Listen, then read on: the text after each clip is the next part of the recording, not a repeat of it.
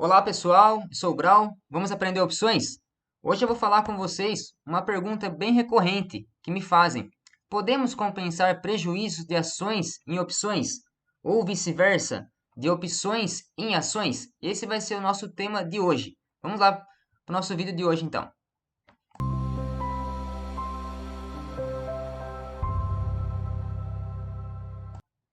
Vamos lá então para o nosso vídeo de hoje.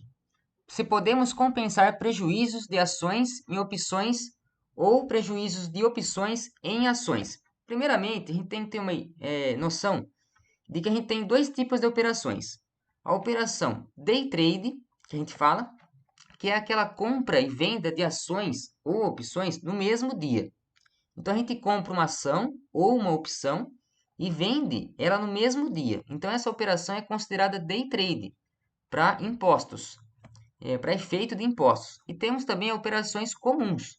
As operações comuns é a compra e a venda de ações ou opções em dias diferentes. Então eu compro uma ação hoje, amanhã ou depois, ou qualquer dia que não seja hoje, a ação sobe e eu resolvo vender essa ação. Ou opções. A mesma coisa com opções. Eu compro ou vendo uma opção e depois eu finalizo a operação em outro dia. Essa é uma operação comum. Então a gente tem esses dois tipos de operações. Essa operação comum é chamada por todo mundo como swing trade. Então a gente tem o day trade e o swing trade, que o swing trade são as operações comuns. Então, a operação day trade. Operações day trade, vamos supor que a gente comprou ações e vendeu essas ações no mesmo dia e a gente fez isso vários dias durante o mês. Então a gente comprou uma ação e vendeu ela no mesmo dia, durante vários dias durante o mês, e a gente teve um prejuízo no final do mês de R$ 1.500. A mesma coisa com opções. A gente comprou uma opção, vendeu aquela mesma opção no mesmo dia e fez um day trade, e a gente fez outras operações durante o mês, de comprando e vendendo uma opção no mesmo dia. A gente teve um lucro no final dessas operações de R$ 600. Então, no final das contas, a gente vai ter um prejuízo acumulado no day trade de R$ 900.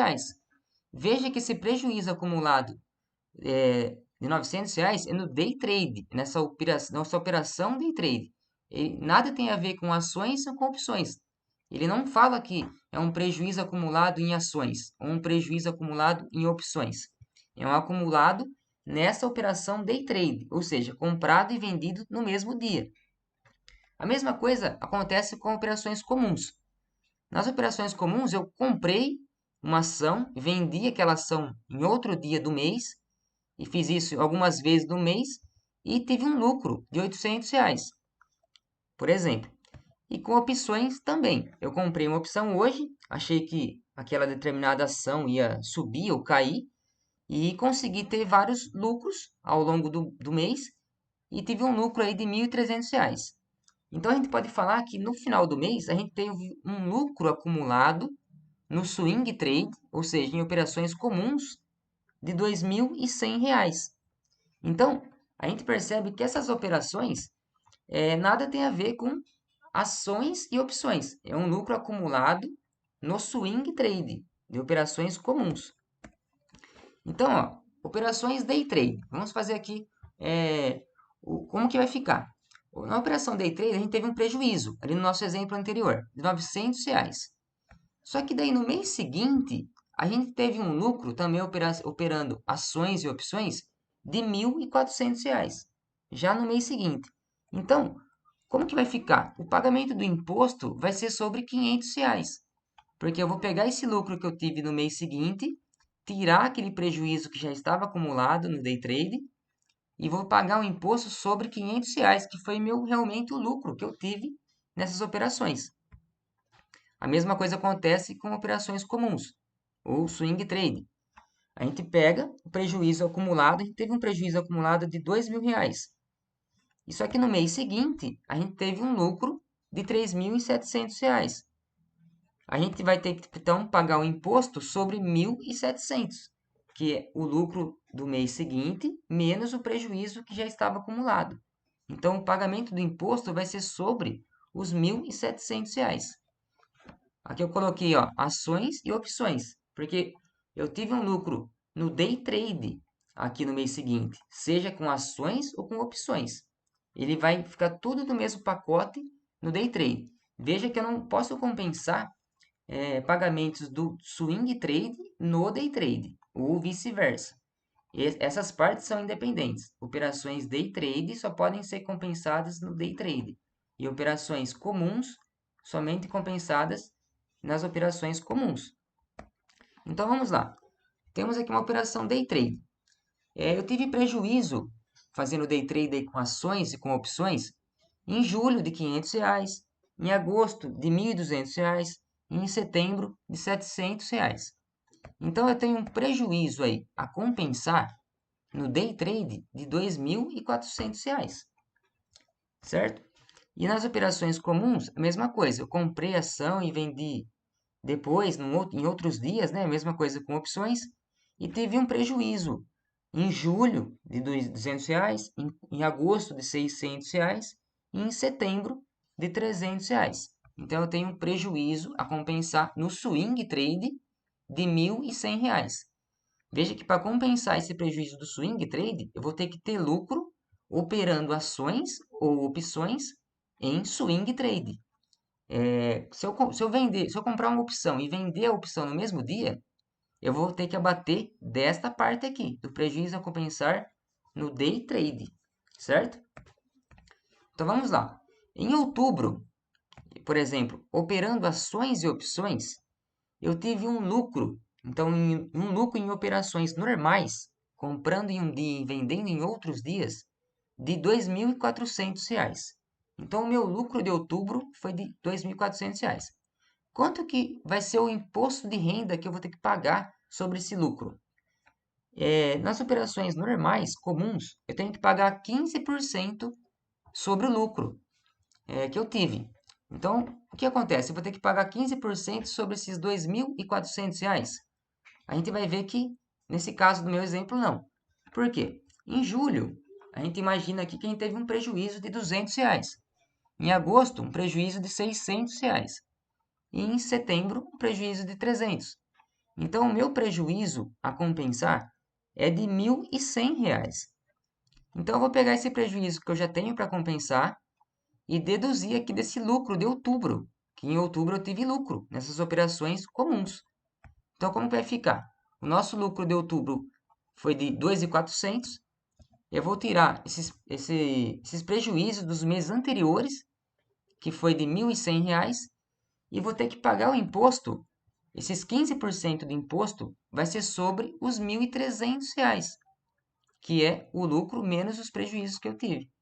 Então, o imposto de renda que eu vou ter que pagar aqui nessa operação vai ser de 195, que vai ser 15% desses 1.300. E não 360. Esses 360 seria 15% desse lucro de outubro, mas eu tenho valores para abater. Então, vai dar uma diminuída aí no imposto de renda que eu vou ter que pagar. Do mesmo jeito, em operações day trade. Imaginamos aqui que o nosso lucro do day trade agora, com ações e opções, foi de R$ 2.400. Mesmo exemplo. O imposto de renda, no caso de lucros com day trade, aquelas operações que a gente compra e vende no mesmo dia, é 20% do lucro. Então, 20% sobre os 2.400? Não. No nosso exemplo aqui, ó, a gente já viu, a gente teve prejuízo em julho, agosto e setembro, que somaram aqui R$ 1.100. Então, como que vai ficar a nossa conta?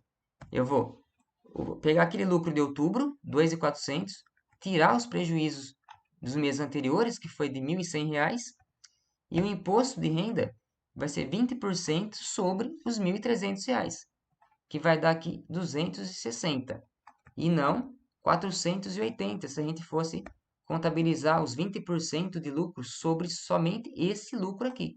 A gente tem prejuízos para bater, e a gente sempre tem que lembrar desses prejuízos e abater no imposto de renda, certo? Ainda a gente tem uma terceira situação. Qual é a terceira situação? Vamos supor que em outubro eu tive lá um lucro em operações normais, de swing trade, vendendo ações e opções, meu lucro foi de R$ 2.000. Só que em julho agosto e setembro, eu também tive prejuízo. E esses prejuízos, o prejuízo a compensar é maior do que o lucro que eu tive em outubro.